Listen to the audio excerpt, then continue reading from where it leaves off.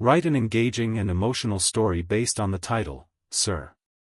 My mom isn't waking up, the little girl whispered. The CEO froze and said, take me to her. Begin the story with hook who joins the viewers at the end. Immediately capture attention, also motive viewers to like video and subscribe the channel. Develop the plot with emotional depth and relatable characters, including key challenges and their resolutions. Ensure the story maintains a smooth pace suitable for an 4,000-minute YouTube video, leaving a strong, inspiring message by the end. Plain paragraphs but long story as you can based on 2,000-word estimate. In the bustling heart of New York City, where skyscrapers pierce the clouds like ambitious dreams, Alexander Hale stood at the helm of Hale Enterprises, a tech empire that controlled billions in revenue. He was the kind of CEO who thrived on chaos. Board meetings that ran like battlefields, deals sealed with ironclad handshakes, and a schedule so packed it left no room for sentiment. But on that fateful rainy afternoon, as thunder rumbled outside his penthouse office, everything changed.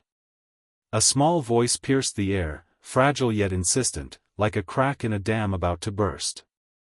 Sir, my mom isn't waking up, whispered a little girl, no older than 7, her wide eyes brimming with tears as she clutched a worn teddy bear. Alexander froze, his coffee cup midway to his lips, the world around him grinding to a halt. Without a second thought, he set the cup down and knelt to her level. Take me to her, he said, his voice steady but his heart pounding like never before.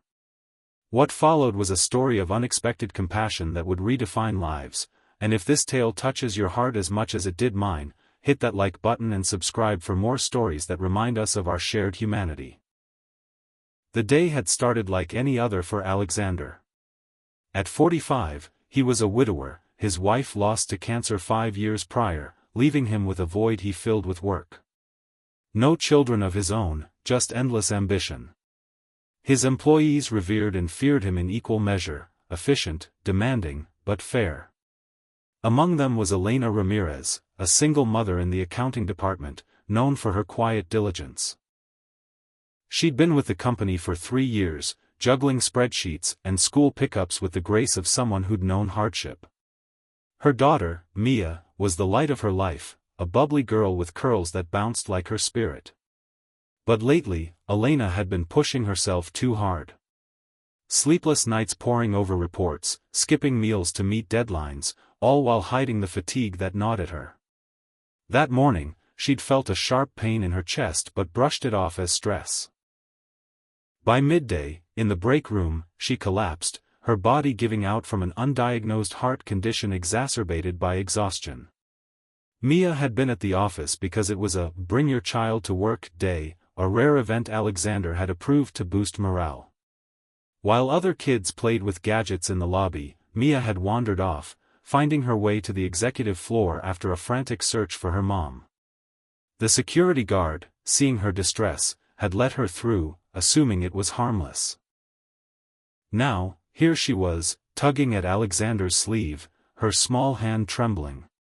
She's in the lounge downstairs, Mia sniffled, wiping her nose with the back of her hand. Alexander nodded, scooping her up without hesitation, something utterly out of character for the man who avoided personal entanglements. As they descended in the elevator, his mind raced. He wasn't a doctor, but he'd seen enough loss to know urgency when it stared him in the face. Mia buried her face in his shoulder, whispering, "Mommy said she'd make pancakes tonight. She promised."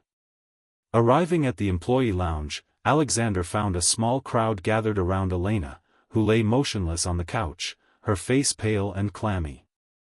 A colleague was on the phone with 911, but the ambulance was delayed by the storm.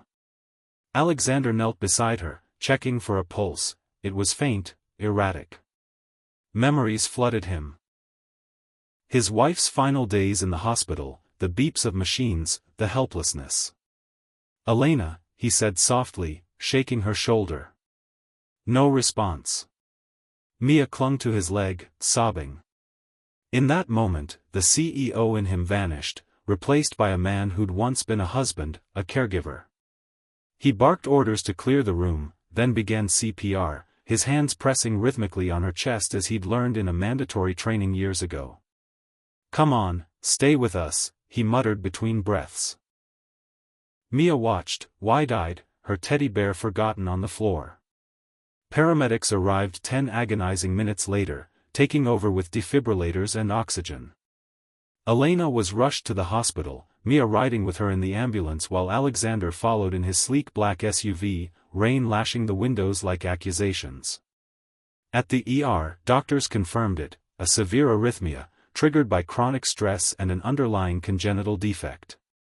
Surgery was needed, a pacemaker implant, to stabilize her heart. But as Alexander paced the waiting room, he learned more from a social worker.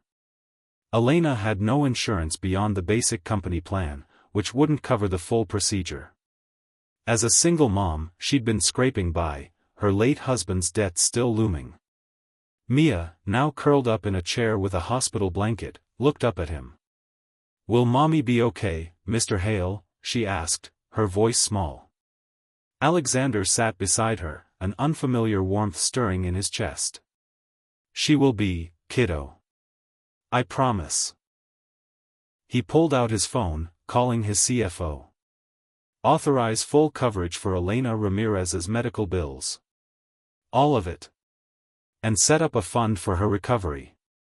It was impulsive, but right. As the night wore on, Mia fell asleep on his lap, and Alexander reflected on his own life. He'd built an empire, but at what cost? His wife's illness had taught him that success meant nothing without connection, yet he'd buried that lesson under layers of boardroom armor. Now, this little girl and her mom were cracking it open.